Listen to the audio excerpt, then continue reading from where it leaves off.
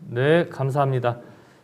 지금까지 우리 발제자 세 분의 아주 훌륭한 또 양구에 특화된 평생교육 발전 방안에 대한 좋은 발제를 들었습니다. 특히 마지막에 우리 이성 원장님께서는 우리 양구가 앞으로 글로벌 우리 국내에서의 평생학습 도시뿐만 아니라 글로벌 평생학습 도시가 되기 위해서 글로벌 유네스코가 제시하고 있는 글로벌 평생학습 도시 네트워크에서 제시한 가이드라인에 맞춰서 학습 도시로서 갖춰야 될 그런 조건들을 어떻게 충족시켜 나갈 것인지 양구에 특화된 그 앞으로 방향을 잘 설명해 주신 것 같습니다.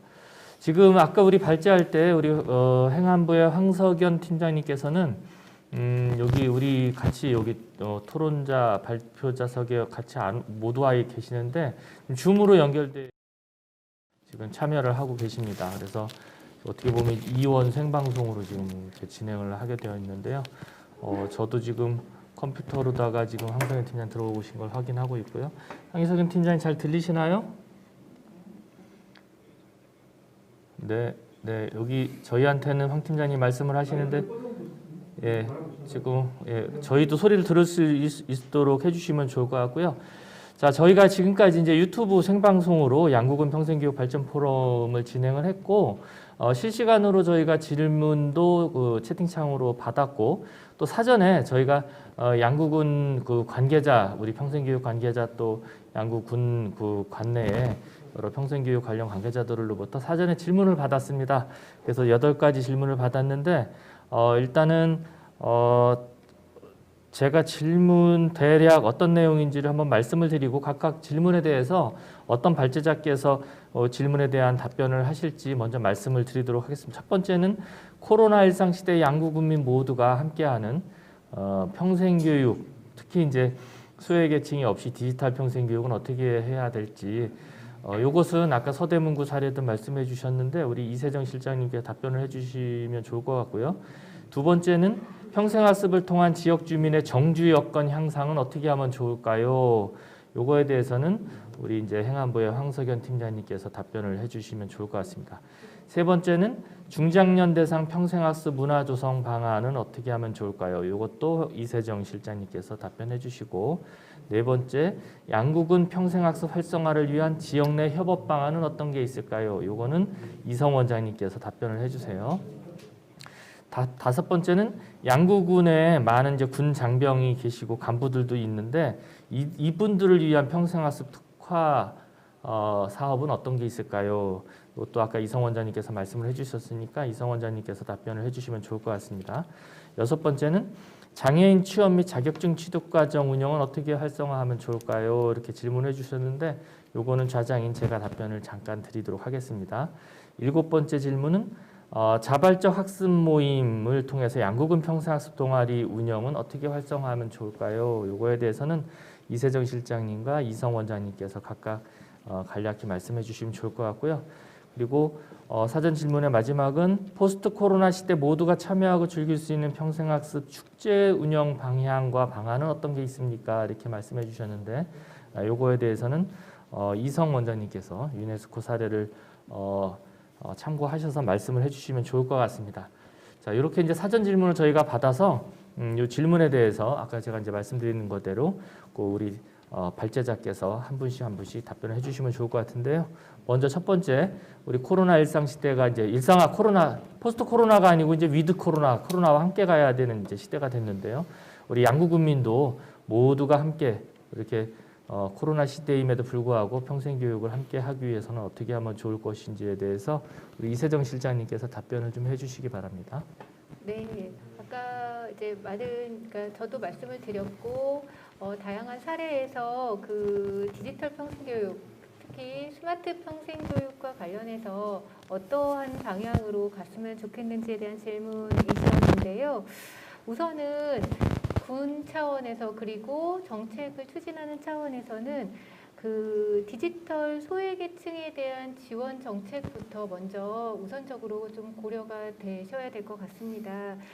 기기가 부족하고 스마트 온라인 디지털 교육을 하기 위한 기기나 지원 체계 마련은 군에서 지원을 해주셔야 되는 부분이 있고, 이거와 함께 디지털 평생교육을 위한 학습자들의 그런 기회 확대와 참여에 대한 교육부터 같이 이루어지는 부분이 분명히 필요하고요. 그리고 연령층 별로도 사실은 스마트 기기에 익숙하지 않은 고령 학습자들이 많이 있으시거든요. 그런 경우에는 사실 지역에서 그 케이블 TV 있지 않습니까? 그 부분의 채널을 확보하는 시군도 있습니다. 왜냐하면은 스마트폰으로 온라인 교육을 하는 것이 익숙하지 않은 경우에는 아예 군에서 한 채널을 확보를 하셔서 이렇게 지원을 하시는 방향도 있기 때문에 다양하게 교육 소외계층의 그런 어떤 능력이나 아니면은 역량에 맞는 디지털 교육이 있어야 될 것 같고, 특히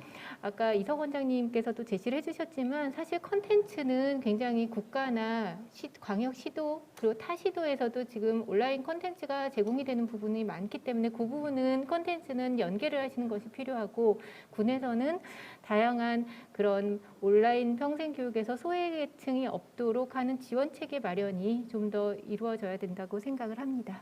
네, 이상입니다. 네, 감사합니다.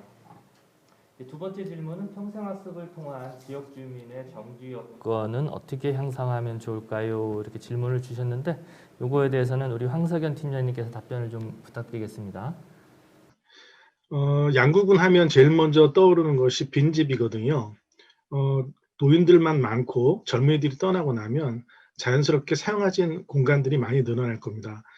양구군이 주민들과 함께 이런 공간들을 지도로 만든 다음에 그 빈 공간을 사용하고 싶은 사람들을 찾아서 연결해 주는 겁니다. 빈 공간이 학습 과목이 되고 그 다음에 그 공간을 사용하고 싶은 사람들이 수강생이 되는 방식이죠. 이렇게 해서 학습 과정을 거쳐서 그 공간의 쓰임새와 운영이 나오면 국가 예산을 지방비와 매칭해서 예산 지원을 할 수 있을 겁니다. 지난해 저희 행안부만 해도 저희 과에서만 해도 이렇게 사용된 국비가 1,500억 원이 넘었거든요. 이런 예산을 받아서 지역 주민이 주도해서 운영자 중심으로 공간을 사용하게 되면 그 공간이 주민들의 삶의 정주 여건을 굉장히 많이 바꿔놓을 수가 있습니다. 주거 공간으로도 쓰일 수 있죠. 공공의, 예를 들면 나이 드신 분들이 함께 사는 공유주택을 만들 수도 있고요. 또는 도시에서 온 청년들이 새로 거주하는 청년주택이 될 수도 있습니다. 이렇게 해서 사람과 함께 가는 공간 이용을 할 수 있고요.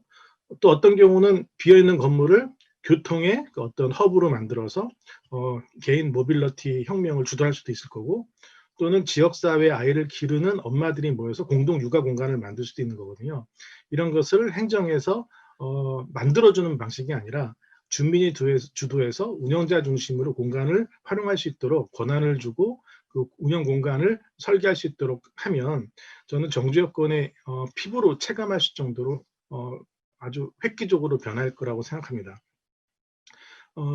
그래서 공간을 좀 특이한 발상이지만 비어있는 공간을 학습 계좌로 올리고 그 공간을 이용하는 사람들을 찾아서 수강생처럼 지원을 한다면 저는 지역사회에 큰 변화가 나타날 수 있다. 이런 방식으로 한번 양구의 정주여건 개선 사업을 한번 해보면 어떨까 이렇게 제안을 해봤습니다. 이상입니다. 예, 감사합니다. 아마 인구 감소 문제가 우리가 굉장히 심각한 우리 국가적인 문제이기도 하지만 양구도 심각한 것 같아요. 그래서 아까 우리 이세정 실장님께서 소멸하는 지역 중에서 또 우리 양구도 포함되어 있다 이런 좀 충격적인 말씀을 하셨는데 아마 이 정주 여건 향상은 우리 빈집 문제도 있지만 사실은 더 많은 사람들이 지역으로 유입할 수 있는 이런 대책도 같이 있어야 되지 않을까. 가까운 일본만 하더라도 지금 빈집이 1,000만 호가 넘어서 지금 황 팀장님께서 이야기하신 대로 중앙정부든 지방정부든 어떻게든 그 이제 대도시 또는 인근의 도시에 있는 뭐 젊은 청년층들이 그 지역으로 이주해 와서 아이도 낳고 이렇게 정주해 나갈 수 있도록 지원도 많이 해주고 뭐 교육 여건도 개선하고 이렇게 하는 것 같습니다. 그래서 우리도 뭐 이렇게 빈집을 활용하는 그 평생교육의 공간으로서 활용하는 것도 있어야 될 거고 또 인구가 주니까 이게 빈집이 생기잖아요. 그래서 또 고령층들이 사시던 그 집을 어떻게 이제 활용할 것인지 젊은 층을 또 어떻게 유입할 것인지 거기에 또 우리 교육이 어떻게 또 역할을 할 것인지 또 이 학교도 관계가 있습니다. 젊은 층이 들어오려면 또 학교 교육도 서포트가 돼야 되니까 그래서 그런 관련해서 또 우리 행안부가 또 그런 지원하는 예산이 있다고 하니까 양구에서도 그런 지역 차원에서 그런 거를 잘 계획을 짜셔서 중앙정부의 지원도 좀 확보하시면 좋지 않을까 이렇게 생각을 해봅니다. 이 정주 여건은 또 여러 가지 복합적인 문화, 복지, 여가, 일자리 여러 산업들 이런 문제들도 같이 결부되어 있는데요. 그건 이따가도 다시 논의가 될 수 있을 것 같습니다. 감사합니다. 자, 세 번째 질문은 중장년 대상 평생학습 문화조성 방안 우리 양구가 또 고령화 많이 돼 있고 이렇게 하는데 요거에 대해서는 우리 이세정 실장님께서 답변을 부탁드리겠습니다. 네, 중장년 대상 평생학습 문화 조성 방안에 대해서 질문을 해주셨는데요. 양구군의 그런 연령대 분포를 아까도 말씀을 드렸지만 50대가 전체 인구의 16.3% 그리고 60대가 14.3%로 5, 60대가 30% 이상을 차지를 하고 있습니다. 그렇기 때문에 이분들에 대한 평생학습 수요를 정확하게 분석하고 이분들이 사실은 거의 이제 생업에 종사를 하시면서 학습으로 이끌어내줘야 되는 부분들이 있거든요. 그 기회를 제공하는 부분들을 좀 더 적극적으로 추진을 해주셔야 되는데 중장년들은 사실은 학습이 요구가 정확하게 파악만 된다면 온라인이든 오프라인이든 사실은 필요에 의해서 굉장히 적극 참여하는 계층입니다. 이분들의 직업과 관련된 부분 아니면 여가와 관련된 부분 뭐 다 좋습니다. 그리고 뭐 요즘은 건강에 대한 관심도 굉장히 많이 늘어났기 때문에 건강에 대한 요구도 많이 있습니다. 이런 부분들의 학습 그 요구 분석을 먼저 한 다음에 이분들이 평생학습으로 참여할 수 있는 유인 프로그램들을 많이 개발을 하는 부분들이 지금 필요하다라고 생각이 됩니다. 한번 학습으로 길에 이렇게 들어오시게 되면 이제 학습 지속을 하시긴 굉장히 쉽거든요. 그런 부분들을 조금 더 적극적으로 제시를 하시는 부분들이 좀 필요하다고 생각을 합니다. 네. 네, 감사합니다. 사실은 뭐 인구가 감소하니까 당연히 이 젊은 층이 유입이 안 되고 그러다 보니까 더 고령화가 가속화되고 그러는 것 같은데요. 어쨌든 이 평생학습이 꼭 이게 학습이라고 생각하면 요즘 청소년들 그 소아 청소년과에 온 청소년들한테 의사 선생님들께서 어떻게 왜 왔냐 이렇게 물어보면 엄마하고 관계가 안 좋습니다. 그러니까 왜 안 좋냐? 그러니까 엄마가 너무 공부에 대해 스트레스를 줘요. 너는 공부에 대해서 어떤 이미지를 갖고 있냐 이렇게 물어보면 공부는 지겹고 재미없고 따분하고 그런데 이 평생 나중에 이제 학교 졸업하고 평생 교육하라고 또 교육하라고 그러면 공부하라고 그러면 싫어한답니다. 그래서 어릴 때부터 재밌어야 되는데 어릴 때부터 하도 엄마한테 공부하라는 소리 들었는데 이게 나이 들어서 또 공부해야 되느냐 내가 노인인데 노인 교육 받아야 되냐 이러면 싫어한다니까 교육이란 말을 안 쓰면 좋을 것 같고요. 이게 문화로 정착하려면 이 공부가 즐거워야 되고 재밌어야 됩니다. 핀란드가 요즘에 교육 잘한다고 해서 핀란드 아동교육 유치원 가보면 절대 애들을 공부시키지 않고 놀린답니다. 어떻게 놀면서 공부할까 효과적으로 그것도 사실은 이제 우리 교육계가 안아야 될 숙제이긴 한데 어쨌든 어릴 때 영유아 단계 교육부터 초중등 교육 또 대학 우리 평생 교육까지 넘어오는 과정에서 이 공부가 재밌어 본 적이 없었던 사람들한테 공부를 어떻게 재밌게 하게 할까 이게 또 우리 평생 교육의 숙제인 거고 특히 중장년 대상들이 공부를 좀 재밌게 좀 해보자. 라고 하는 것도 우리가 갖고 해결해야 될 숙제인 것 같습니다. 그렇게 해야 이 문화가 되지 않을까 이렇게 생각을 해보고요. 자, 이제 네 번째 질문은 양구군 평생학습 활성화를 위해서 지역 내 협업 방안에 대해서 질문이 있었습니다. 이거에 대해서는 이성 원장님께서 답변을 해주시겠습니다. 예, 여러분들 아까 제 강의 말미에 비디오 두 편을 보셨는데 그게 이제 유네스코 학습도시 구축 가이드라인에서 제공하고 있는 참여하고 재원 및 자원 확보에 대한 내용이었어요. 거기에 이미 답이 다 나와 있습니다. 그런데 그걸 그럼 어떻게 실현할 것이냐의 문제죠, 사실은. 그래서 여러분들 이제 양구군에 보면 양구군 평생교육 조례가 있습니다. 평생교육 진흥을 위한 조례가 있는데, 진흥에 관한 조례가 있는데, 그 조례에 보면 평생교육협의회의 역할이 적혀 있어요. 책무가. 그 책무만 하면 돼요. 그럼 그 책무를 하면 그걸 실행하는 데가 누구냐면 양국은 평생교육실무협의체예요. 지금 60여 명이 관여되어 있는데, 구성원 멤버로 되어 있는데, 그분들이 실질적인 역할을 해주면 돼요. 근데 그 역할을 어떻게 해야 되느냐? 제일 중요한 게 평생교육협의회의 그 구성원들이 진짜 양구의 이해관계자를 대표하는 분들이 돼야 되고, 그분들이 양구군이라는 곳에 학습도시를 왜 구축해야 되고 어떻게 구축해야 되고, 그렇게 하기 위해서는 내가 할 수 있는 게 무엇이지, 우리가 할 수 있는 게 무엇이지에 대한 공감대를 형성을 해야 된다는 거죠. 그래야 평생교육 실무협의체에 있는 분들이 좀 이상적이긴 하지만 평생교육 관련된 포럼을 하든 워크숍을 하든 회의를 하든 또 자체적인 평생교육 프로그램 기획을 하든 양국은 전체를 보고 기획할 수 있다는 거죠.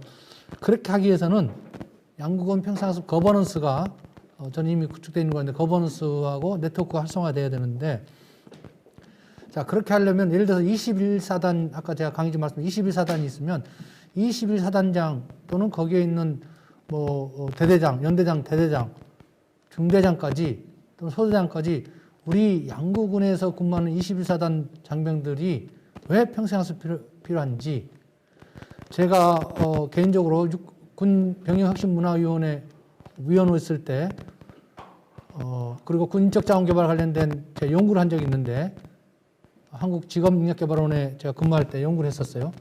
그래서 제가 육군 그 이해관계자들, 육군 참모총장, 그다음에 차장들 쭉 앉은 자리에서 제가 군 인적 자원 개발이 왜 필요한지에 대해 얘기했습니다. 저는 우리 청년들이 불쌍하다, 가난하고 힘없는 나라에 태어난 것도 억울한데 때 되면 통지서 날라와서 군 복무를 본인이 원하든 안 하든 해야 되고, 그동안 거기 가서 뭘 하느냐, 그 전 연구를 보니까 군에서 갖출 수 있는 역량이 뭐냐 물어보니까 인내력, 체력, 그 다음에 충성심, 3가지였어요. 이 3가지 역량은 80년대 기업이 필요로 하는 역량이에요. 그래서 군대 갔다 오면 사람 된다는 얘기는 80년대 딱 맞아요. 그런데 2000년대 들어와서는 군 갔다 오면 밥 한다 그러죠. 왜냐하면 기업에서 전혀 필요 없는 인내력, 체력, 충성심만 키워오거든요. 그러면 2000년대 기업이 필요한 역량은 뭐냐? 의사소통, 리더십, 창의력이에요. 또 아이러니하게 가장 키우기 힘든 역량이 뭐냐? 이 3가지라는 거예요. 이건 제가 연구한 게 아니라 제 앞에 연구자가 연구한 건데, 그래서 우리는 가난하고 힘없는 나라에 태어난 것 억울한 청년들을 데려다가 바보 만들어내는 거 아니냐. 기업에서 군대 갔다 오면 바보가 된다는 얘기를 우리가 만드는 거 아니냐 했더니 난리가 난 거예요. 그래서 무시한다고 이거죠. 근데 저는 그게 사실이라고 봐요. 그때 이제 조성태 국방위원회 위원장님이 맞는 말이다. 그래서 우리 군 애들이, 우리 자녀가, 내 자식이 군에 가서 고생을 하지만 그래도 인생에 있어서 도움이 되는 무언가를 배우고 왔다고 생각을 해보자. 얼마나 기쁜 일이냐. 그래서 군인적 자원 개발이 필요하다는 거죠. 그런데 군에서는 그걸 공감하기 쉽지 않다는 거예요. 왜? 체력, 인내력, 충성심으로 나라를 지킨다고 생각하거든요. 근데 한 연구에 하면 우리나라 전투력이 아주 약해요. 체력, 인내력, 충성심 높은데 전투력이 약해요. 그럼 그게 나빠도 전투력이 높아야 되겠죠. 전투력이 높으려면 커뮤니케이션 잘해야 되고, 리더십이 줘야 되고, 그렇죠? 그다음 창의력이 줘야 된다는 거죠. 이러한 차원에서 군에서 인적 자원 개발을 중요함에도 불구하고 군에 있는 분들은 그걸 쉽게 공감하느냐. 이게 한 예입니다. 장애인 복지관, 제가 아까 말씀드린 장애인 복지관도 마찬가지예요. 거기서 많은 평생학습을 하고 있어요. 근데 그게 왜 평생학습적으로 우리가 왜 해야 되는지, 평생학습과 행복하고 연결되어 있다는 연구가 많아요. EU에서 평생학습 편입 분석이라는 걸 했어요. 했더니 거의 전부가 평생학습을 하고 나서 행복도와 관련된 지수가 다 높아져요. 거의 모든 지표에 있어서. 거기서 행복이라는 얘기는 않지만 결국 그게 행복지수가 똑같아요. 경기도 평생교육진흥원에서 2014년부터 평생학습을 통해서 뭐가 달라지느냐. 그래서 경기도 평생학습 행복지수라는 걸 개발해서 측정하고 있어요. 매년 평생학습을 많이 할수록 행복지수가 높아지고 또 본인이 많이 한다고 생각할수록 또 행복지수가 높아요. 그리고 제가 핀란드의 한 연구를 봤더니 노인들에 대한 교육을 시켰더니 평생학습에 많이 참여할수록 스트레스 지수가 낮아지고 우울 지수가 낮아지고 병원 내방률이 낮아진다는 거예요.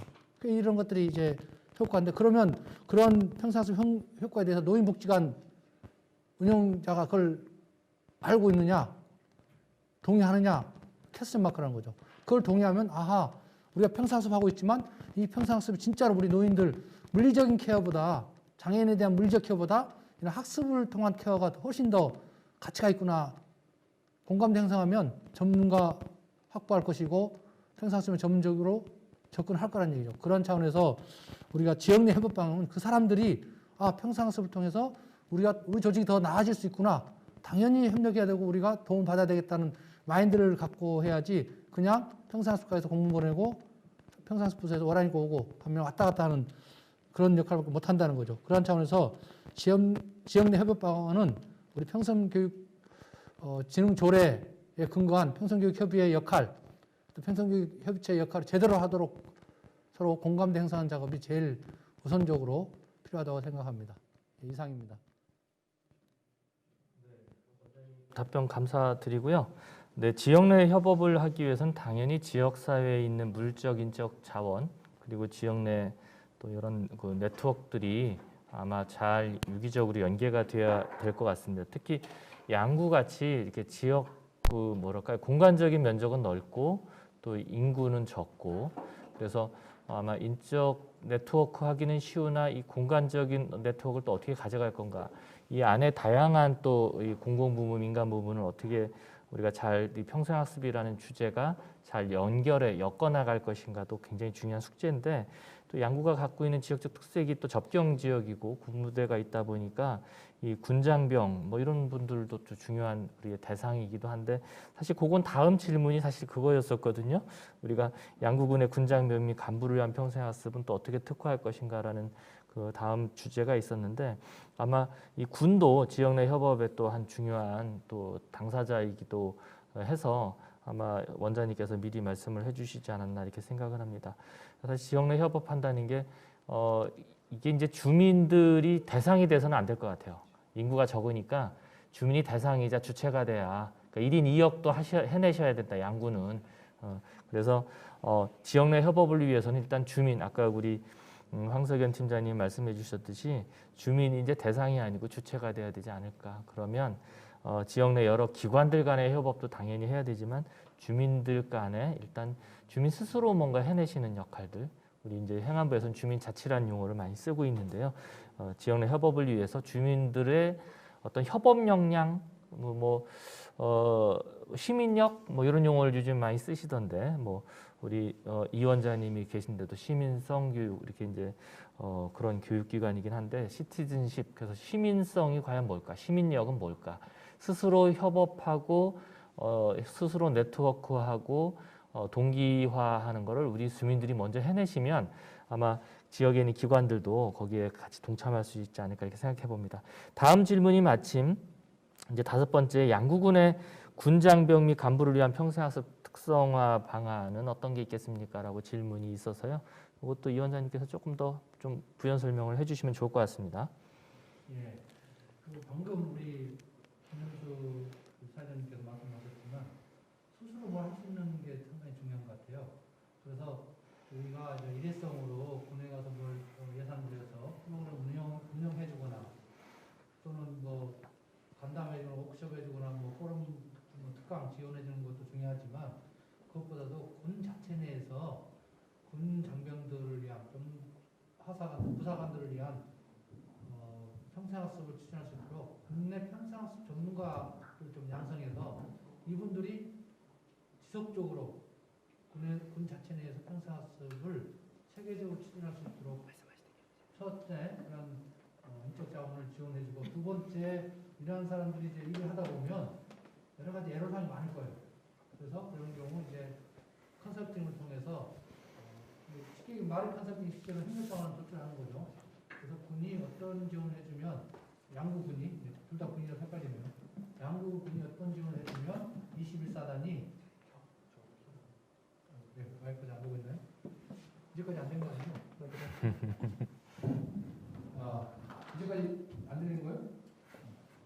마이크가 3개나 되는 거 처음인데 아무튼 그렇게 해서 군내 21사단 내에 평생학습 과거에는 인적자원 개발 담당자라고 했어요. 역량이라고 그러고 근데 이제는 평생학습 전문가를 좀 양성을 해주고 그런 그 전문 양성된 사람들이 실제로 평생학습을 군내에서 시행하는 데 있어서 여러 가지 문제점 또 필요한 지원 사항 등을 우리 양구 군청에서 같이 가서 선정해 놓고 스스로 해 나갈 수 있도록 그렇게 하면 우리가 양구군에서 21사단 안으로 들어가는 것도 있지만 21사단의 장병, 부사관, 장교들이 또 양구 국민들을 위해서 나와서 해줄 수 있는 프로그램이 많이 있습니다. 그걸 우리가 뭐 해달라고 하는 것도 방법이지만 그 안에 양성된 평상식 전문가 이런 분들이 우리 군의 자원들이 양구군에 의해서 뭔가 국민들을 위해서 뭔가 할 수 있는 것 특히 학생들 위해서 할 수 있는 게 무엇인가를 스스로 파악하도록 하고 그 사람들이 나와서 활동하는데 필요한 게 무엇인지를 양구군과 21사단이 협력을 한다면 이 양구만의 특성화 과제가 되지 않을까. 아마 이 부분은 우리 평생교육진흥원에서 오신 우리 이세정 실장님도 이런 것들이 양구군에 있어야 된다고 아까 여러 번 말씀하셨는데 그렇게 하면 이게 서로서로 윈윈한 전략이 아닐까 하는 생각을 합니다. 네, 감사합니다. 네. 네. 아마 저는 좌장이라고 좋은 마이크를 주신 것 같습니다. 제 마이크는 잘 나오고 있는 것 같은데요. 오늘 아마 이게 기술적인 문제가 좀 있어서 아까 줌 연결이라든지 아마 유튜브 방송 마이크 상태가 이제 우리가 이거는 항상 일상적으로 이제 겪어야 될 이제 현실이 된 것 같습니다. 그래서 항상 기술적인 문제도 우리가 발생하면 극복해낼 수 있는 그런 힘을 키워야 되지 않을까 생각을 하고요. 지금 이성 원장님께서 우리 양구가 위치하고 있는 이 접경 지역의 군 21사단과 함께 뭔가 평생학습, 평생교육을 같이 활성화시키기 위한 노력을 해야 된다라고 말씀을 해주셨고요. 제가 엊그저께 이제 요즘에 유심히 보는 게 요즘에 역사와 관련한 다큐멘터리나 뭐 이런 걸 많이 봅니다. 그러다 보니까 우리 이제 2차 세계대전, 1차 세계대전을 일으켰던 그 전범 국가들은 어떻게 지금 대응하고 있나. 그래서 독일의 사례를 보니까 독일은 학교에서 물론 독일이 여러 가지 역할을 하고 우리도 독일의 영향을 받아서 예전의 사회교육, 지금 평생교육의 기반을 닦긴 했는데요. 지원을 받아서. 우리나라 현재의 직업훈련 제도 이런 것도 독일의 원조를 많이 받았는데 그런 원조 자금이 다 독일의 그 전후 복구 기금 뭐 이런 걸로 이제 우리는 전쟁을 하지 않고 세계 평화를 위해 쓰겠다.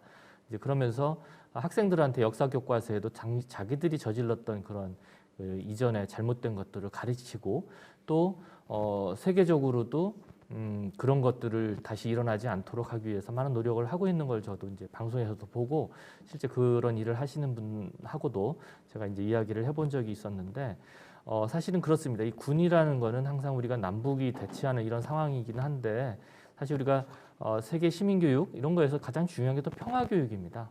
물론 시민성, 시티즌십 해서 시민의 역할, 권리, 의무 이런 것들 이해하는 민주시민교육도 중요하지만 우리 평화교육도 굉장히 중요한데요.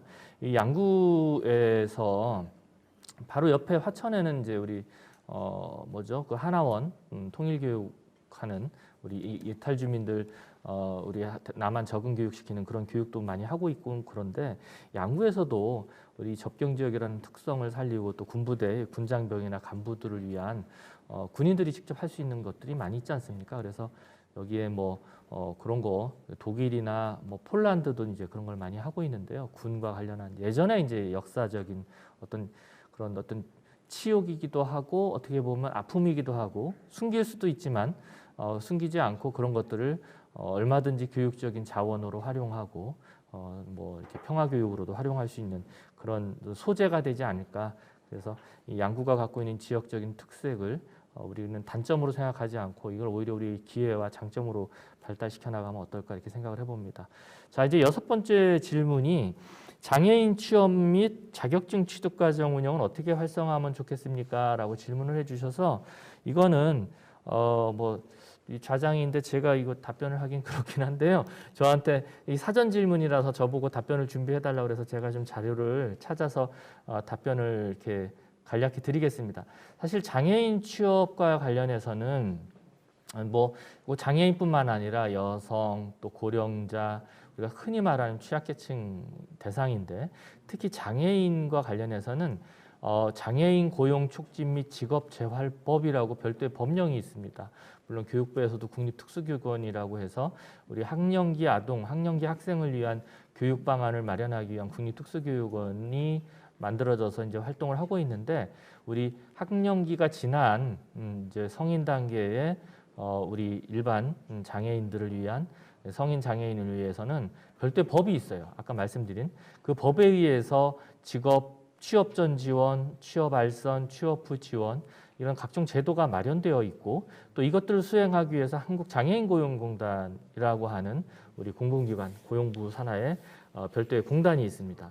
그래서 양구에서도 이제 지금까지 쭉 여러 가지 지역 특화, 지역의 상황, 고령화되고 독신자 1인 가구가 많고 이런 여러 가지 그 상황에 기반해서 이 프로그램을 개발하고 그러니까 아까 기획하는 단계, 운영하는 단계 끝나고 모니터링하고 또 사회에 환원하는 단계에 저는 이 장애인 분들이 원하는 그 아까 취업과 창업 말씀하셨는데 그분들이 원하는 건 과연 어떤 건가? 물론 가장 기본적으로 양구에서 우리의 이제 이 취창업의 대상이 되는 장애인이 얼마나 되고 이분들이 어떤 장애를 갖고 있는지 물론 조사를 하셔야 될 거고요. 그리고 이것들 양구 혼자 다 못 해내시면 아까 장애인 고용공단에서 하는 많은 직업훈련 프로그램들이 있습니다. 그래서 거기하고 같이 할 수도 있고 예컨대 서울 같은 경우는 서울은 물론 여성 능력개발센터 따로 있고 여성 장애인 일자리 통합지원센터 또 장애 여성 인력개발센터라고 이렇게 다양한 조직이 있는데 뭐 그건 서울 같은 메머드급 그런 대도시에서는 그게 가능하지만 양구에서는 이걸 어떻게 해낼 건가? 그러면 우리 혼자 하지 못하면 물론 이걸 전문적으로 하는 기관들 이게 이제 학생도 있고 물론 이제 학교를 졸업한 성인들도 있긴 하지만 국립특수교육원이나 한국장애인고용공단이 주관하는 그런 프로그램하고도 같이 연계해서 할 필요가 있다. 그리고 우리 이제 평생학습 도시의 가장 중요한 또 성과 지표 중에 하나가 이게 학습을 통해서 이 학습 배운 거를 얼마나 사회에 많이 환원하나 이런 것도 중요한 지표입니다. 그래서 이 장애인들이 직접 뭐 취창업으로만 연계되는 게 아니고 취창업 이후에 그러니까 취업 창업의 여러 그 유형 중에서 사실은 제가 이제 개인적으로 컨설팅을 이렇게 했던 모 지자체 같은 경우는 여성분들이 많은 거예요. 이 평생학습에 참여하는 참여자의 비율이. 그런데 여성분들이 어떤 일자리를 원하냐 봤더니 강사 일자리를 많이 원하시더라고요. 그런데 강사 일자리를 어떤 형태의 강사 일자리를 원하냐 했더니 정규직 풀타임보다는 파타임, 비정규직, 시간제. 그래서 틈틈이 아침에 아이 학교 보내고 남는 시간에 자신의 능력, 탤런트를 활용해서 잠깐 2시간, 3시간 정도 아이가 학교에서 돌아오기 전까지 나가서 자기가 강의를 하고 이렇게 보람도 찾고 뭐 경제적인 소득도 얻고 이렇게 하는 거를 굉장히 좋은 희망하시는 거를 제가 보고 그러면 우리 장애인들은 어떤 취업, 어떤 유형의 취업, 어떤 일자리를 원하시나 이걸 우리가 잘 요구를 한번 분석해 봐야겠다. 그리고 예컨대 뭐 카페 취업을 원하신다. 그럼 바리스타 과정을 바로 하시기는 어려우시거든요. 그러면 이미 지금 카페를 창업하고 계신 분들한테 이분들을 보내서 그분들한테 이미 창업하신 분들한테는 우리 양구군에서 일정 비용의 좀 지원금을 주셔서 이분이 거기서 배울 수 있도록 우리가 흔히 말하는 그 미국에서는 잡 쉐도잉이라고 하는데요. 자기가 원하는 직업을 갖기 위해서 그 직업 세계에 있는 분을 하루 종일 따라다니면서 근데 이제 기간은 더 늘리는 거죠. 예컨대 창업하는 거는 결국은 시간의 문제입니다. 하고 노하우의 문제인데요. 요즘 유행하는 그 텔레비전에서 인기 방송하고 있는 무슨 뭐 백모 씨의 그 골목 식당 잘할 때까지 도와주잖아요. 컨설팅 해주고. 그것처럼 이 장애인 분들은 교육 훈련만 받았다고 바로 취업으로 연결되지 않습니다. 그래서 그분들한테 맞는 적절한 취창업으로, 그리고 그것이 계속 일회성으로 끝나지 않고 이어질 수 있도록 뭐 잡쉐도잉이라든지 여러 가지 좀 특화된 프로그램을 양구만이 좀 할 수 있는 거를 좀 해볼 필요가 있고, 좀 여러 가지 뭐 양구에서는 군도 있고 뭐 여러 가지가 있긴 한데, 굳이 뭐 조금 더 욕심을 내본다면 장애인 경력개발센터 같은 거를 별도로 좀 만들어서 좀 운영해 보면 어떨까, 또는 뭐 장애인 행복학습 매니저 뭐 이런 걸 양성해 보면 어떨까. 미국의 피닉스라는 도시가 있습니다. 아리조나 피닉스는 사막인데 지금 인구 150만의 아주 대도시가 됐는데요. 거기는 미국의 군인들이 이제 뭐 여러 가지 이유로 이렇게 이제 부상을 입거나 하면 상위 군인이 되잖아요. 그럼 아리조나 피닉스에 가면, 피닉스라는 도시는 원래 도시가 있지 않았었고요. 이 상위 군들을 위한 어떤 요양병원이 있던 그 도시입니다. 원래가. 그래서 도시가 형성됐는데, 지금 인구 150만의 대도시로 된 거는 거기가 1년 내내 따뜻하고, 그러니까 이렇게 부상을 당한 분들이 겨울이 돼도 춥지 않고 이게 아프거든요. 그러니까 이 양구도 뭐 그런 모델을 한번 가져가 보면 어떨까요? 예컨대 뭐 장애 특화 뭐 이렇게 해서, 군도 가깝고 그러니까. 그래서 어쨌든 좀 욕심을 내보면 이 장애에 특화된 여러 가지를 좀 해볼 수 있는데, 취창학과 관련해서는 일단 우리 지역의 장애우라고도 하고 뭐 이렇게 하는데요. 그분들의 요구를 잘 분석하셔서, 또 취창업의 실패 성공 사례가 굉장히 많이 이미 공개되어 있고 보급되어 있고 찾아볼 수 있으니까, 이걸 전문으로 하는 한국장애인고용공단과 함께 취업 전, 취업 후, 그다음에 취업 알선까지 잘 좀 지원해 나가면 어떨까, 이렇게 생각을 해봤습니다. 관련된 자료가 이미 뭐 법도 많이 잘 만들어져 있고 그러니까요.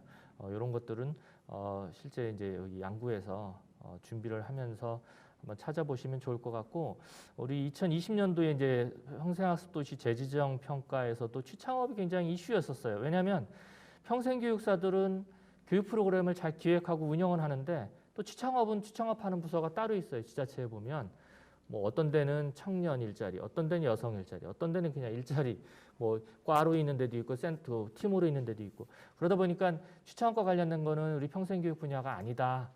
이미 우리가 그렇게 했잖아요. 얘기를 했잖아요. 오늘 발제와 토론에서도 이거는 교육과 훈련과 학습의 영역이 아니고, 이미 우리는 이제 아울러서 이제 하나로 연계, 융합, 통합을 해야 되니까, 이 취창업도 평생교육의 어떤 꼭 우리 결과로서의 취창업으로 연결돼야 되니까, 우리 분야 또는 뭐 취창업과 관련한 저 별도의 부서에서만 하는 이라기보다는 같이 함께 해야 됩니다. 취창업 하려면 또 산업 관련한, 경제 관련한 부서도 같이 해야 되는 거고요.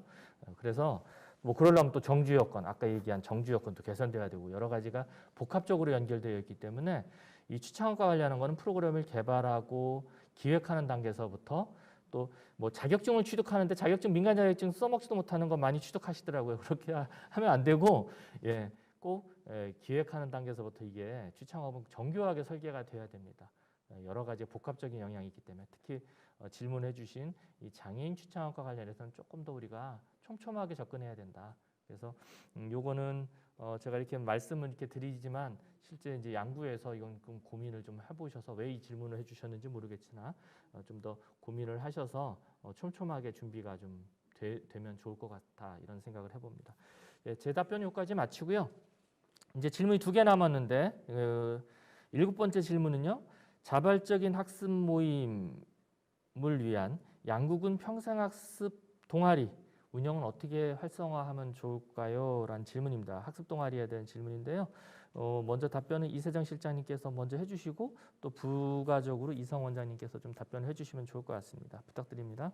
네, 자발적 학습 모임과 관련된 내용은 사실은 학습을 한번 아까도 말씀드렸지만, 학습을 프로그램 참여하고 끝나는 것이 아니라 학습을 지속하는 부분에 있어서 굉장히 중요한 부분이기 때문에, 프로그램을 기획할 때부터 기획자가 분명히 신경을 써야 되는 부분입니다. 이 학습이 끝나는 걸로 딱 종교라는 것으로 생각하지 마시고 이 학습이 끝난 다음에 후속 학습을 위한 학습 지속력을 강화하기 위해서 학습 모임, 동아리 육성에 대한 부분까지 먼저 기획을 꼭 하셔야 되는 부분이 있고 이게 지속이 되려면 후속 프로그램들을 이미 기획 단계부터 계속해서 생각을 하시고 학습자들이 계속해서 학습에 참여하고 학습 모임을 만들어서 운영해 나갈 수 있도록 지원이 필요합니다.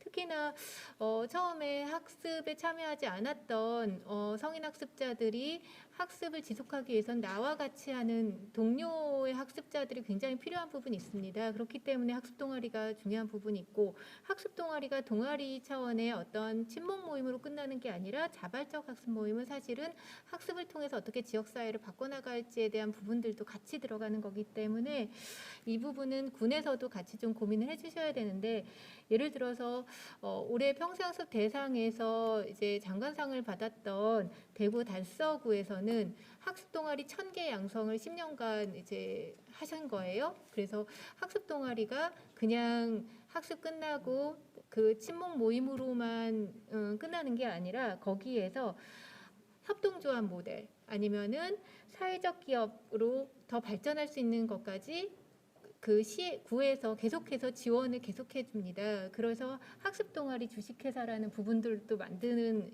예도 있습니다. 그렇기 때문에 이 부분은 그냥 학습자들이 계속해서 학습할 수 있도록 자발적으로 정말 말은 자발적 학습 모임이지만 그렇게 자율적으로 한다기보다는 약간은 정책적으로 지원을 해주는 부분까지도 같이 고려를 해주셨으면 하는 방안을 좀 말씀을 드립니다.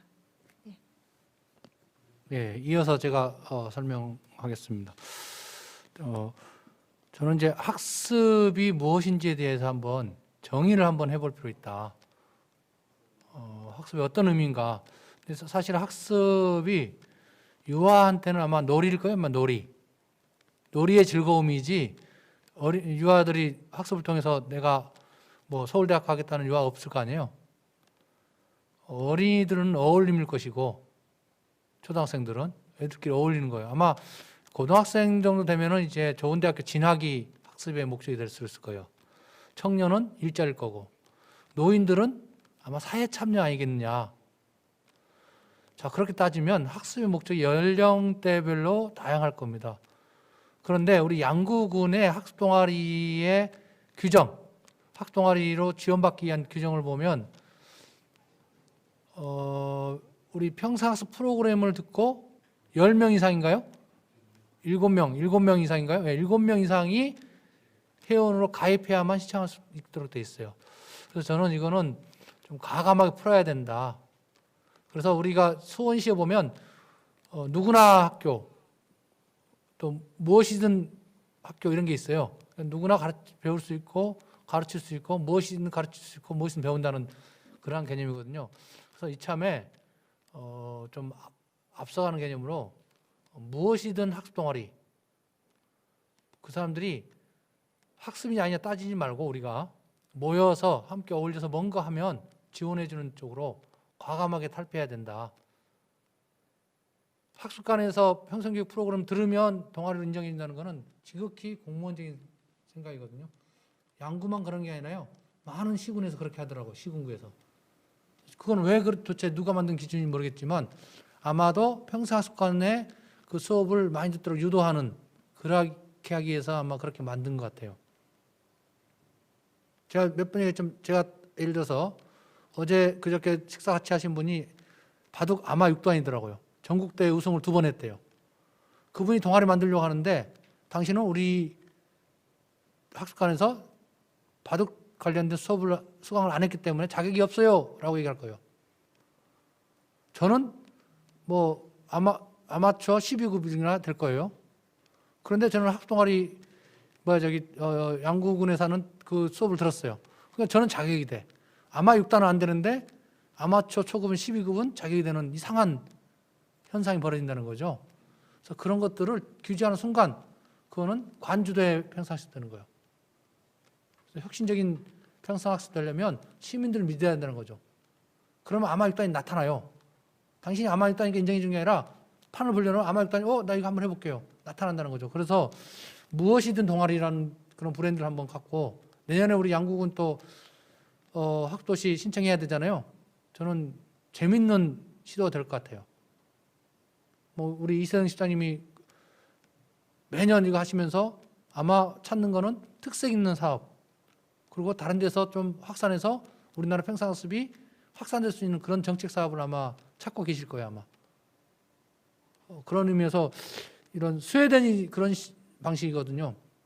거기는 3명 이상이 모여서 학습하고 그 결과를 리포트하면 돈을 줘요. 우리는 지정해놓고 학습 계획서 내세요. 뭐 수강했던 증거 내세요. 또 돈 쓰면 지평한 결과 보고 내세요. 아마 돈도 100만 원 내로 이렇게 지원해 주는데 저는 너무 뭐랄까요, 뭐 감사를 물론 대비해야 되겠지만 이 부분은 동아리 운영을 좀 유연화했으면 좋겠다. 과감하게 좀 유연화하면 아주 재밌는 혁신이 또 양구에서 일어나지 않을까 하는 생각을 합니다. 예, 이상입니다. 그리고 특히 가족 학습 동아리도 한번 했으면 좋겠어요. 가족들이 지금 뭐 고령화되고 또 1인 가족이 많잖아요, 여기가.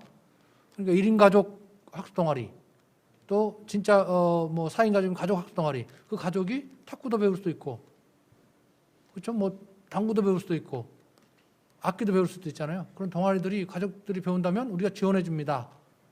그런 캐치프레이즈 좀 들어서 이 동아리가 저는 답인 것 같아요. 앞으로 우리 평생학습은.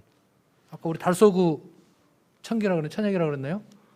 저는 이게 우리 아마 달서구는 예산으로 들면 비용 효과면에서 어마어마하게 높을 겁니다.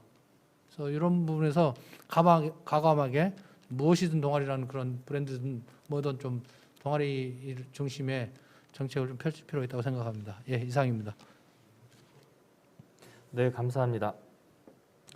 자, 이제 아까 우리가 유튜브를 중계하는 과정에 지금 뭐 사전에 들어온 질문이 하나가 더 있고요. 유튜브를 진행하는 과정에 질문이 3개가 더 들어와서 요 사전 질문에 대한 답변 끝나고 나면 유튜브로 들어온 질문에 답변을 드리도록 하겠습니다. 마지막 일단 사전 질문이 뭐였었냐면 포스트 코로나 시대에 모두가 참여하고 즐길 수 있는 평생학습 축제 운영 방안은 어떤 게 있습니까?에 대한 질문입니다. 요거에 대해서는 이성 원장님께서 말씀을 좀 해주시고요.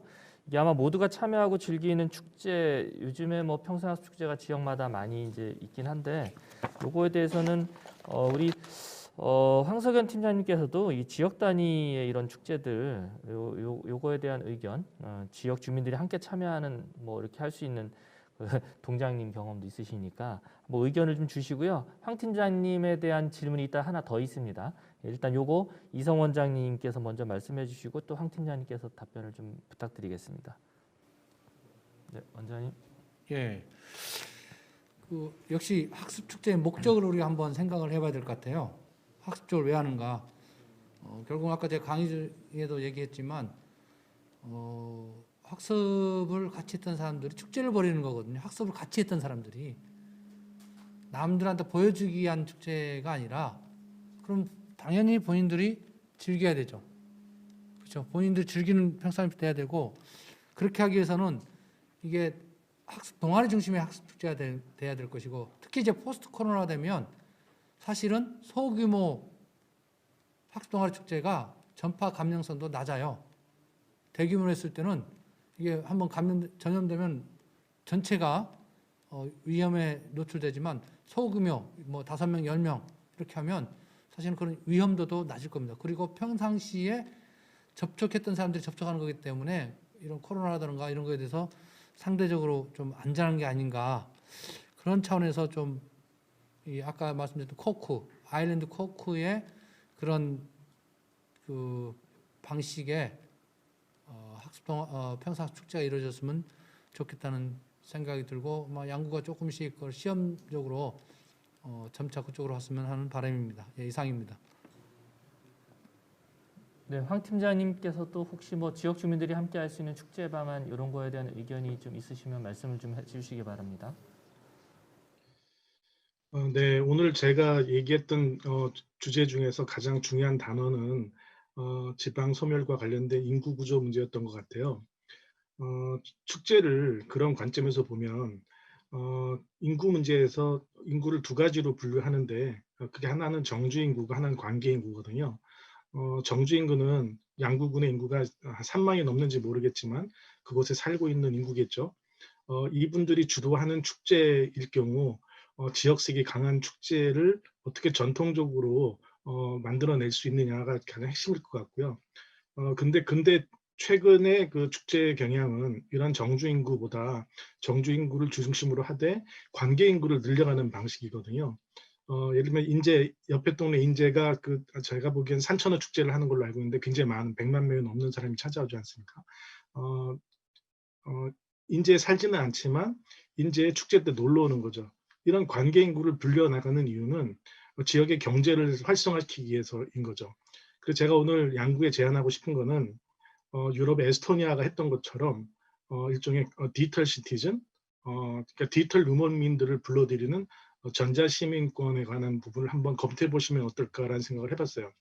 그러니까 작지만 강한 도시를 만드는 거죠. 그래서 정주인구는 아니지만 관계인구에게 일종의 디지털 시티즌을 줘서 축제에도 참여하고 그다음에 지역의 학습 조직에도 참여하면 디지털 시대의 관계망으로 연결이 되어서 예를 들면 요즘 지역사랑 상품권 같은 것 예를 들면 지역 화폐 같은 걸 많이 주지 않습니까? 그래서 양구군의 주민은 아니지만 원거리에서 예를 들면 양구군에서 나는 지역 특산물을 살 수 있는 디지털 플랫폼에서 그런 지역 화폐를 사용할 수 있게 해준다든지 이런 식으로 만든다면 저는 양구에 거쳐간 그 군인들이라든지 그다음에 젊은 시절 양구에 살다가 도시로 온 사람들도 향수를 가지고 다시 양구 주민이 될 수 있다고 생각합니다. 그래서 이런 사람들이 3만이 아니라 30만, 50만, 100만까지도 늘릴 수 있다면 중요한 인구 정책이 되지 않을까 싶어요. 그래서 디지털 관계망을 이용한 새로운 형태의 디지털 축제 그런 관계를 통해서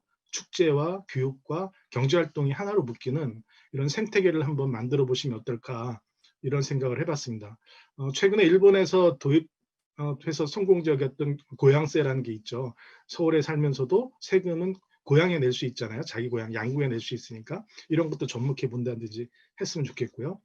그리고 특히 주목할 것은 이렇게 인구가 줄어드는 지역에서 인구를 늘리기 위해서 가장 주목해야 되는 것은 일본의 그 마스다 보고서에도 나온 것처럼 인구 소멸 지역에서 가장 중요한 인구는 청년들이 되겠습니다. 그래서 청년들을 불러들이기 위해서 제일 1단계로 디지털 유목민, 그러니까 일은 서울에서 하지, 일은 양구에서 하고 거주는 서울에서 하더라도 이런 관계 인구를 늘려가는 정책들을 다양하게 한번 펼쳐보시면 어떨까 이런 생각을 해봤습니다. 이상입니다. 네, 감사합니다. 사전에 받은 질문이었지만 제가 갑자기 답변을 부탁드리는데요. 역시 황 팀장님 전문가시네. 금방 답변을 해주셔서 감사드립니다. 네, 저희가 방송을 진행하는 과정에 질문이 이제 세 개가 들어왔네요. 첫 번째 질문은 포스트 코로나 시대의 성인 문해 교육은 어떻게 해야 됩니까? 문해 교육, 성인 문해 교육은 대상도 좀 고령층이 많을 텐데 이 포스트 코로나 지금 코로나 시대도 지금 어렵습니다. 제가 문해교육기관 몇 군데 가보니까 참 어렵게 하시던데 요거에 대해서는 어떻게 진행해야 될지에 대해서 우리 이세정 실장님께 답변을 좀 부탁드리겠습니다. 네, 성인문예교육의 그 대상자는 아무래도 교육 취약계층 그리고 노인계층이 많으십니다. 그렇기 때문에 이분들은 사실은 온라인 평생학습에 참여하시기가 굉장히 어려운 분들이시거든요.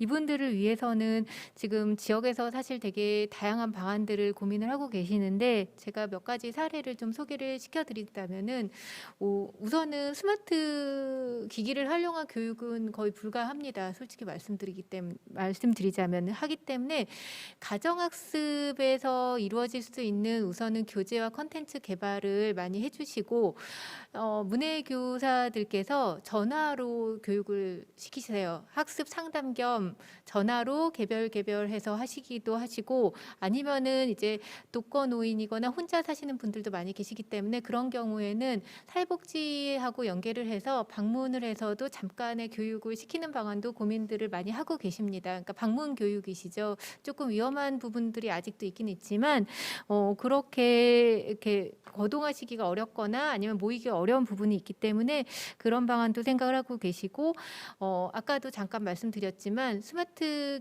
그 기기를 활용한 온라인 교육이 어려우신 경우에 지역의 케이블 채널과 연계를 해가지고 아예 TV 방송 교육으로 진행을 하시려고 계획을 하시는 지방자치단체도 꽤 있으십니다. 한 군데는 노인분들은 사실은 스마트 교육보다는 그 옛날에 카스트 방식을 굉장히 편하게 생각을 하시기도 합니다. 그래서 문해 교사들이 카세트를 그 기기를 도입을 해가지고 테이프로 제작을 해서 그 군이나 시군에서 카세트 테이프를 이렇게 지원을 아예 제작해서 지원을 하는 방안까지도 고민을 하는 시군도 제가 상담을 했습니다. 그렇기 때문에 그런 부분으로 약간 온라인은 어렵지만 원격 교육이 가능한 다양한 방안을 특히나 고령층의 친화적인 방안을 좀 활용을 많이 해보시는 게 좋겠다라고 좀 말씀을 드릴 수 있겠습니다.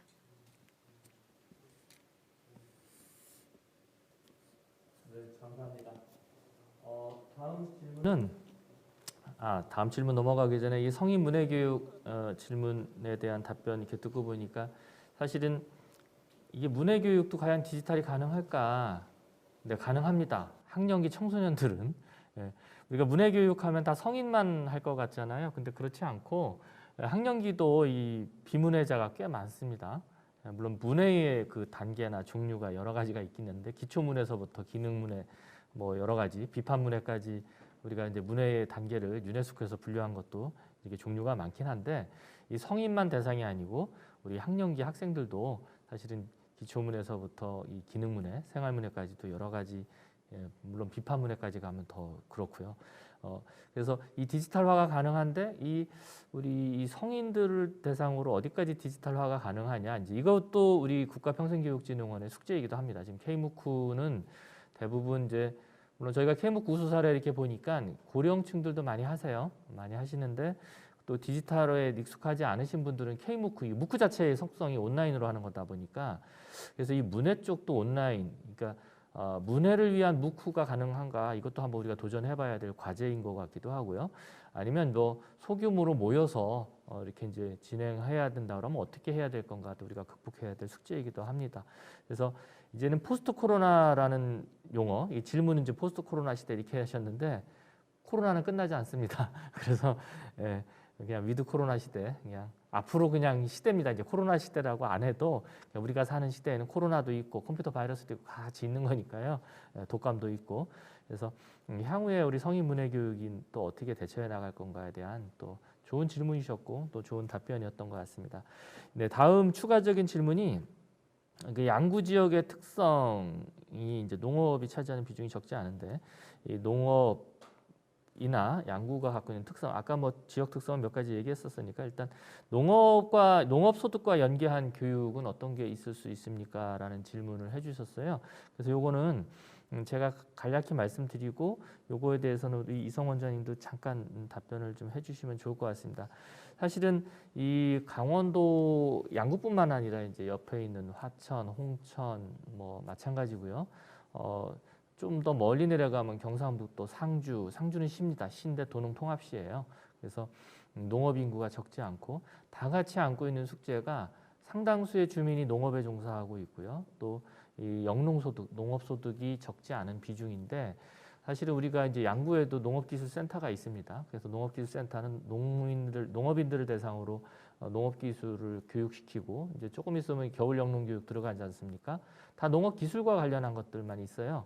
근데 농업으로 이제 소득을 올리려면 농업은 우리가 알고 있는 것처럼 1차 생산만 하는 1차 산업이 아닙니다. 1차 산업이자 2차 가공, 3차 서비스 이렇게 되는 산업이에요. 그래서 사실 가장 대표적인 6차, 그래서 농업을 우리나라 농식품부는 6차 산업이라고 좀 주장을 하고 있고, 그 6차 산업화하기 위해서 젊은 청년 농부들도 많이 도시에서 이 농촌으로 유입될 수 있도록 아까 질문하셨던 것처럼 정주 여건, 농촌의 정주 여건도 개선하고, 이 정주 여건은 복잡합니다. 문화, 복지, 여가, 교육 다 같이 들어가야 되기 때문에, 그래서 살기 좋은 마을이 돼야 거기서 아이도 낳고 또 농사도 지을 수 있어요. 그러니까 농가 소득이 올라가려면 농업 기술뿐만 아니라 거기서 살고 거기서 뭔가가 생산, 가공, 서비스, 물론 가장 대표적인 게 이제 관광농업이라는 형태도 있고, 농산품을 만들어서 이거를 거기서 이제 판매하는 것까지 같이 일어나야 되는데, 가장 대표적인 게 프랑스의 와인 산업입니다. 와인을 재배하는 데 가서 생산하는 농장을 방문해서 거기서 포도가 어떻게 재배되는지도 보고 같이 포도 따기 체험도 하고, 그 농가에서 같이 하룻밤 자면서 와인이 만들어지는 과정, 와인이 숙성되는 그 밑에 가면 캬브라고 하는 그 와인, 우리 왜 그 충남 쪽에 가보면 토굴 새우젓 이런 거 유명하잖아요. 그럼 토굴도 구경하러 가고 새우젓이 어떻게 숙성되는지 그것도 한번 체험해보고, 그리고 와인도 시음해보고, 그 하룻밤 자면서 물론 이제 호텔료 내야 되죠. 숙박료 내고, 이런 체험형 농업으로 가는 게 이제 농업의 추세입니다. 그리고 요즘에는 힐링 농업, 또 물론 아까 말씀드린 관광 농업, 이걸 하기 위해서는 농업 생산, 영농, 그러니까 생산 기술 이것이 기반이 돼야 되죠. 근데 지금은 농업기술센터가 주로 이제 생산, 물론 가공, 유통하는 경영까지도 알려주고는 있으나, 사실은 조금 더 요건 이제 농식품부하고 협의를 하셔야 되고요. 요 업무만 하고 있는 좀 이름은 깁니다만은 농림수산식품 문화 무슨 있어요. 농정원이라고. 저 항상 약자로만 불러봐가지고, 예, 그래서 농업인 교육만 전담하는 교육기관도 있으니 그런 기관들하고도 협의를 하셔서 이 양구에 특화된 여기 영농기술, 또 여기 양구가 이제 기후가 변하다 보니까 여기 특용작물 이렇게 사과도 된다고 그러고 이렇게 바뀐다고 하는데, 예, 그래서 그런 것도 이 농민들이 농업 소득을 위한 그 기술 교육이나 여러 가지 이런 거 하실 때 이 군에 있는 여러 교육기관들이 같이 좀 다른 지역하고도 좀 연계해서 도와주면 어떨까. 근데 이게 농사만 진다고 될 일이 아니다. 여러 가지가 같이 6차 산업의 컨셉을 갖고 같이 들어가야 되는 거고, 이게 또 이 평생교육이니까 평생교육과가 하는 게 아니고 또 농업 다른 과가 또 있지 않습니까? 이 생산 관련하는 혼자 하게 하지 말고 같이 해야 됩니다. 같이 일어나야 되니까. 예, 그래서 지난번에 상주에 가니까 포도가 유명하더라고요. 포도 농사를 어떻게 짓나 이렇게 봤더니 농민들께서 자기들끼리 아까 얘기한 것처럼 학습 동아리 만드셔서 상주시에 이제 지원도 받고, 또 농식품부에 또 지원도 받고, 농민들 스스로 예전 같은 이제 그런 농민들이 아니고 진짜 열심히 공부하는 농민들이시더라고요. 젊은 농민들도 많고. 그래서 먼저 농사를 지셨던 분들이 새로 들어오신 분들한테 가르쳐주고, 물론 예전에 우리 장목반이나 이런 거 있었는데 이제 그것이 우리가 봤을 때 굉장히 이제 활성화되어 있더라고요. 그런 분들이 농사를 져서 농가 소득이 올라가야 또 거기가 살만한 도시가 되는 거고, 이렇게 또 새로운 또 도시에서 유입이 되는 인구도 더 유인해낼 수 있고, 그런 것이 되지 않을까 이렇게 생각을 해봅니다. 자, 제가 제너럴한 얘기는 드렸고, 우리 이성 원장님께서 농업 소득과 연계한 교육 방안은 어떻게 가져가면 좋을지 좀 부연 설명을 좀 해주시기 바랍니다. 예, 저는 일단은 이 농업 소득에 관련된 교육은 우리 평생학습 부서에서 관여할 부분은 아닌 것 같아요.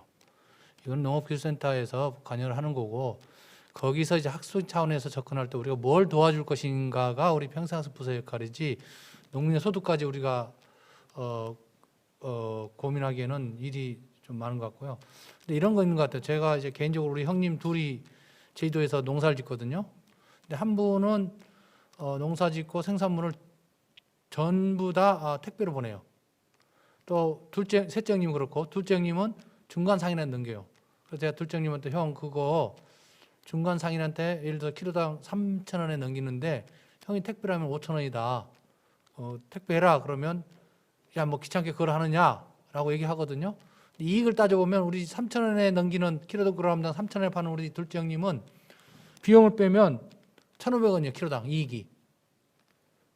근데 택배하는 셋째님은 3,500원이에요. 5,000원 받으니까 2배 이상이 나는 거예요. 그런데 말을 안 들어요. 제가 아무리 얘기해도 저 경기도 평생교육진흥원장도 했고 다 해서 형 이렇게 해도 안 들어. 왜 안 들을까? 아, 농업기술교육만이 답이 아니구나. 농업기술교육은 우리 둘째 형님 훨씬 좋거든요. 기술력은 셋째 형보다. 둘째 형은 뭐 한 30년 이상 농사를 지었고 셋째 형은 직장 다니다가 이제 농사 지었는데 저는 기술력의 차이가 아니라 결국은 이 사람들이 크게 보는 전체를 보는 농사만 짓다 보니까 많이 못 보는 것 같더라고요. 그래서 평생학 차원에서 농업기술 말고도 필요한 교육이 어떤 것들이 있는가 평생학 차원에서 접근해 주는 게 오히려 이런 분들이 말에 대한 커뮤니케이션에 대해서 좀 틀릴 수 있는 그런 계기를 주지 않는가. 그래서 농업기술 교육 자체적인 거는 농업기술센터에서 하는 거고 우리는 평생학 차원에서 어떻게 그걸 보완해 줄 것인가 고민을 해야 된다고 생각을 합니다. 예, 이상입니다. 네, 감사합니다. 사실 이제 오늘 양구군에서 이제 주최가 돼서 양구군에 또 여러 이제 관공서, 공공기관, 민간 단체들이 있으니까 사실 저는 양구군 안에 있는 여러 그런 자원들을 잘 연계해서 특히 이제 농민들만의 문제가 아니고 농민들끼리 해야 될 일은 아니고 양구군 전체가 같이 가야 되지 않을까.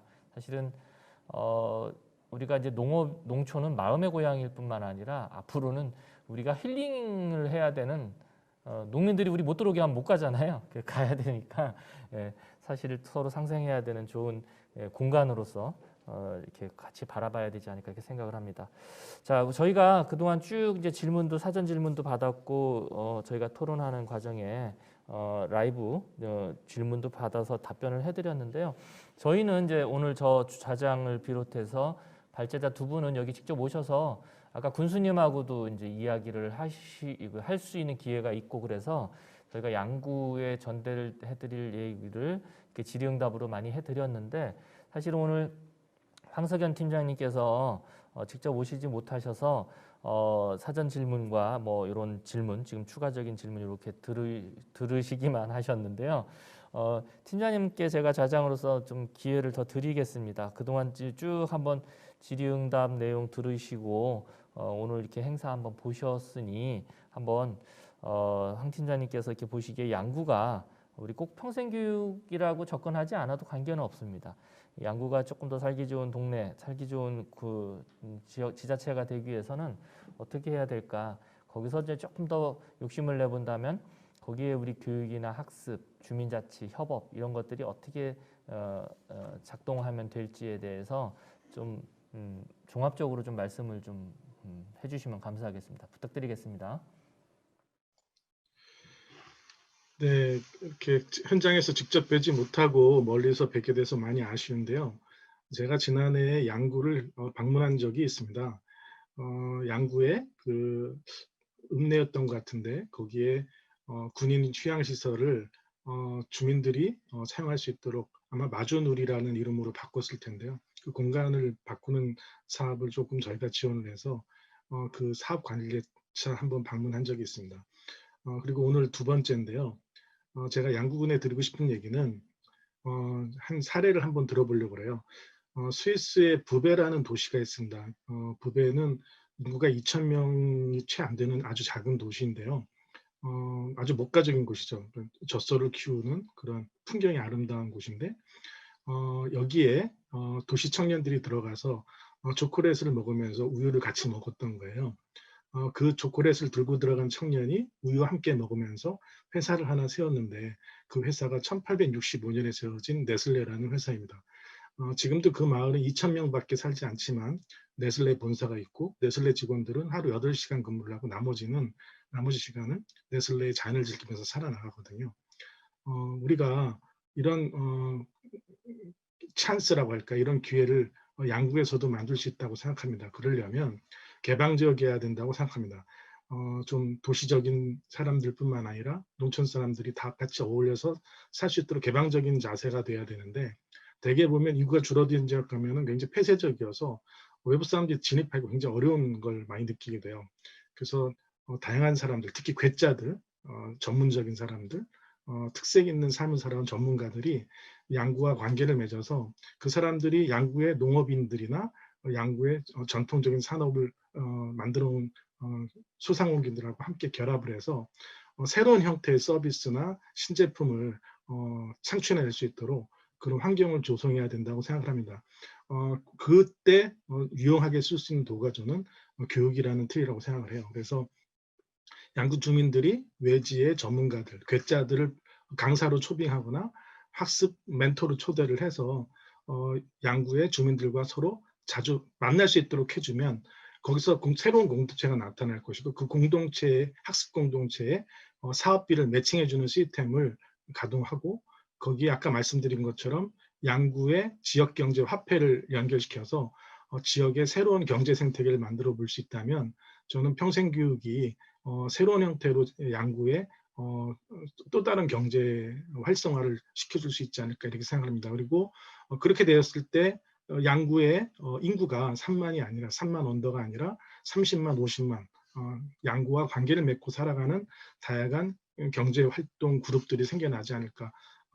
평생교육이 양구에 그런 새로운 물결을 일으켰으면 좋겠다는 생각으로 오늘 제 마지막 발언을 마치고자 합니다.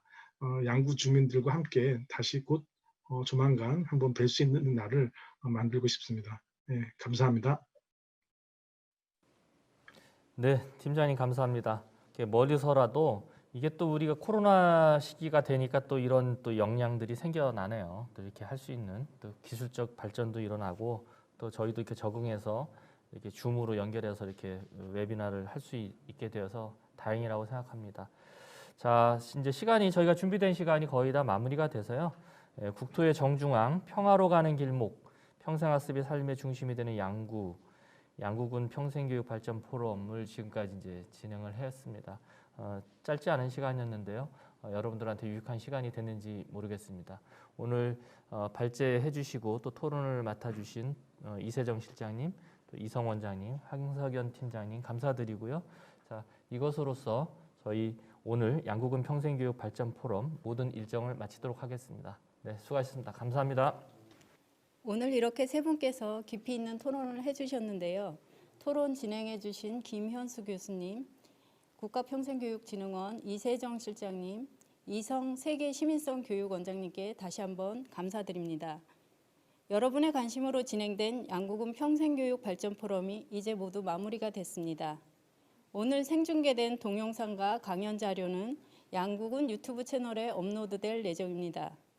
오랜 시간 참여해 주신 강연자와 시청자 여러분께 감사드립니다.